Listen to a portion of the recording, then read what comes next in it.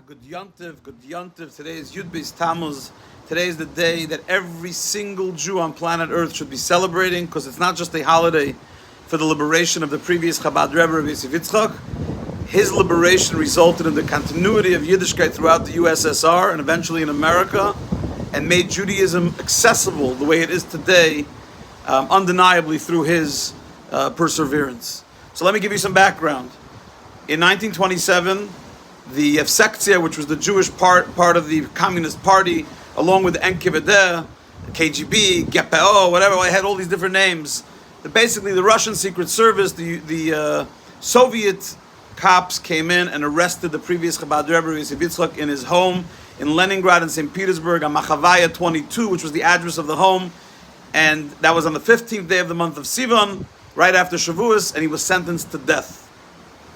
There's a book called The Heroic Struggle. You can read it in English, the entirety of the incredible story in the diaries.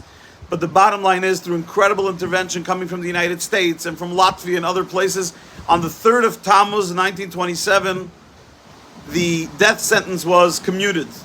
But then he was sentenced to exile for first 10 years, then 3 years in the city of Kostroma, which was a godforsaken city in central Russia. And that's where he was going to spend his time. So he went there with his daughter Chaya Mushka, who eventually became the Rebbetzin of our Rebbe.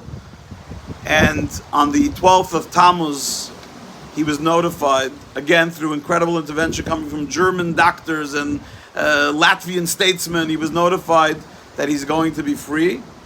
And on the 13th of Tammuz, which is celebrated tomorrow, he actually became free. Of course, it led to the expulsion from Russia, and he was expelled eventually to Latvia and made his way eventually to the United States and lived until he passed away in 1950. Why is this relevant?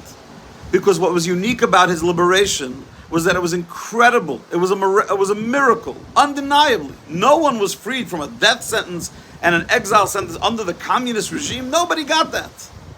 And yet, even though it was clearly miraculous, l'mayla miderech hateva, it acted out, it played out in nature. This one intervened, and that one intervened. This one had a reason to allow it to happen, and that one had, in other words, even though it was clearly miraculous, it functioned within the realm of norm, in the realm of nature.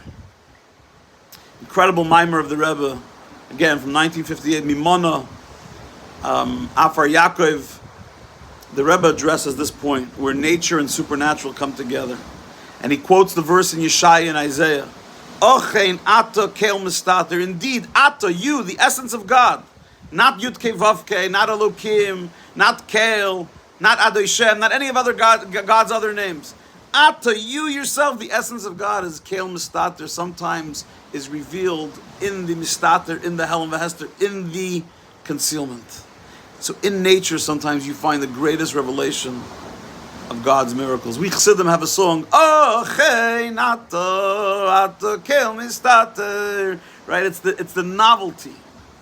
Seeing the miracle in the nature is the message of Yud Beis Tammuz. Nature says you're going to be put to death. Nature says you're going to be exiled. Nature even says that those that took you, that freed you from that sentence, it was also natural. But if you look a little deeper, you realize there's nothing natural about it. It's very supernatural. So good Yontiv to each of us.